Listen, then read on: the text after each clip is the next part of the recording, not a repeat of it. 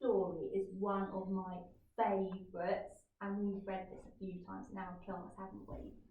It's called The Pirates Next Door, and it's by Jonny Duddle. Jonny Duddle?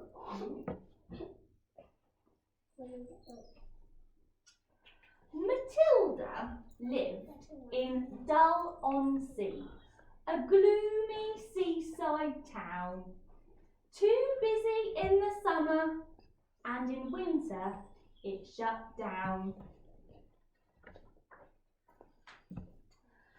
There weren't too many kids around, just Tilda on her street. The lawns were mowed, the cars were washed, the hedges trimmed and neat. The house next door had been for sale since Tilda was a baby. She hoped a family would move in, with a girl her age, or maybe a boy, a pirate boy. Ahoy! And he had a patched up jean and an eye patch and a wooden-legged dog. And a pirate ship with treasure chests and barrels full of grog. What's grog? We're the Jolly Rogers. We'll be anchoring next door. We've sailed the 7 seas, but now we've had to come ashore. I feel a little landsick, but Mum says it'll pass. That's my mother over there, digging up the grass.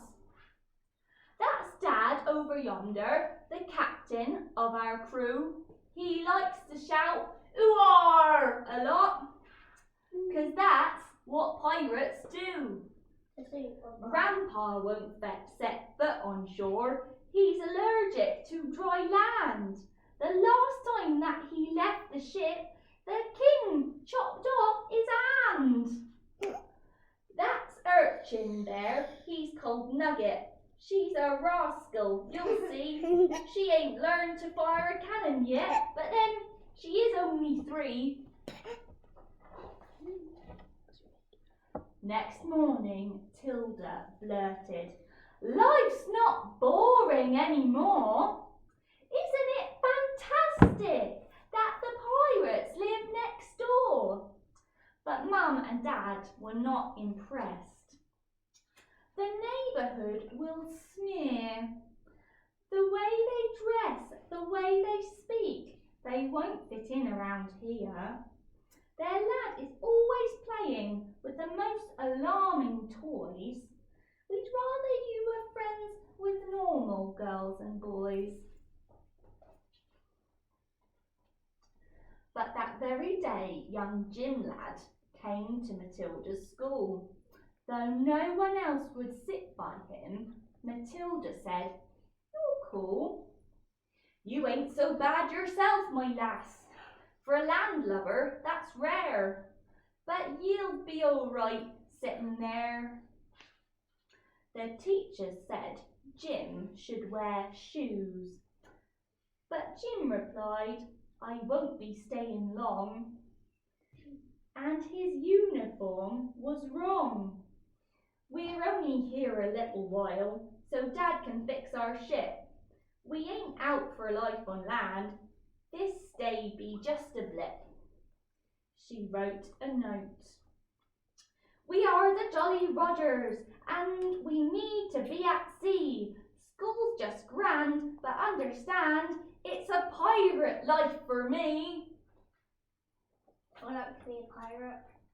After school, a neighbour came around for cake and tea. Her name was Mrs. Bumble from number 33.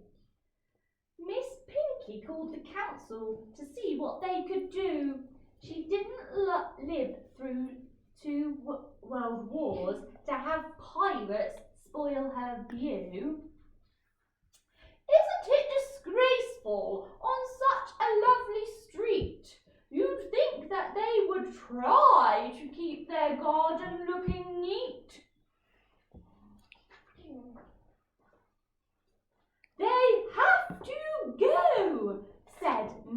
divine who lived at number 89.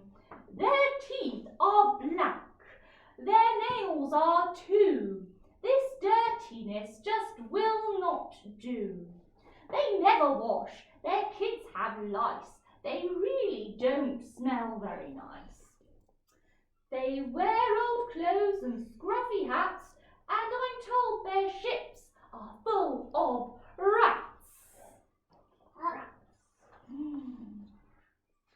Also cross was Mr. Shaw, the grumpy man at 34. He liked to read the paper on his sunlit patio, but the pirate's ship blocked out the light, so he said, "They'll have to go. I'd like some peace and quiet, but they're fixing up that boat, hammering all day and night. That thing will never float." The two Miss Yates at 88 told everyone who passed their gate, "We saw them grab the postman. They made him walk the plank. It's lucky he can swim, but we're afraid his post bag sank." "They scared the ducks," said Mrs. Snooks, "and terrorised the park. They boarded people's rowboats and fired cannons for a lark."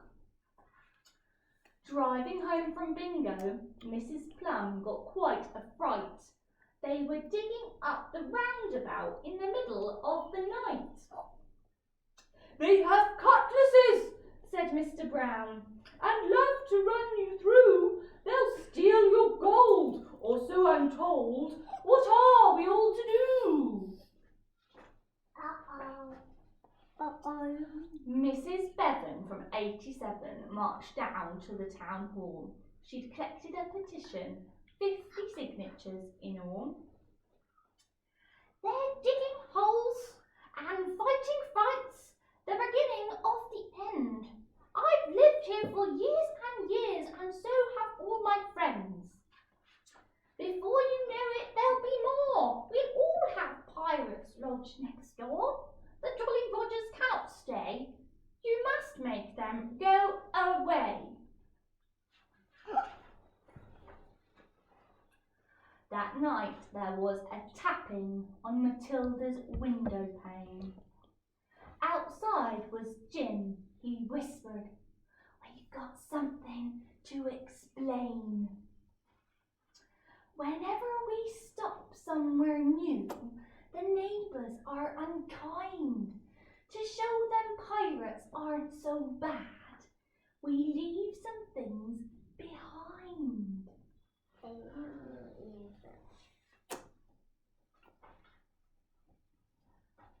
Now the black hole's shipshape, it's time we sailed away, and I'll be sad to leave, as I've so enjoyed our stay. But we pirates need adventure, to see lands across the sea.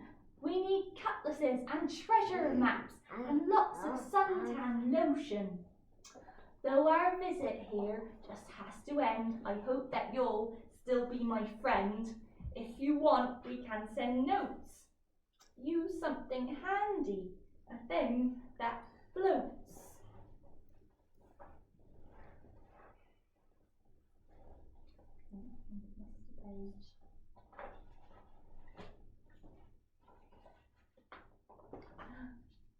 Matilda woke next morning, puzzled by what Jim had said. She vowed she'd keep in touch with him as she struggled out of bed. Can you see what's in the garden? X marks. X marks the spot. Treasure. Wow! Treasure. Treasure in the garden. How exciting. X marks. Look, there's more to see. It's going to be here. Wow.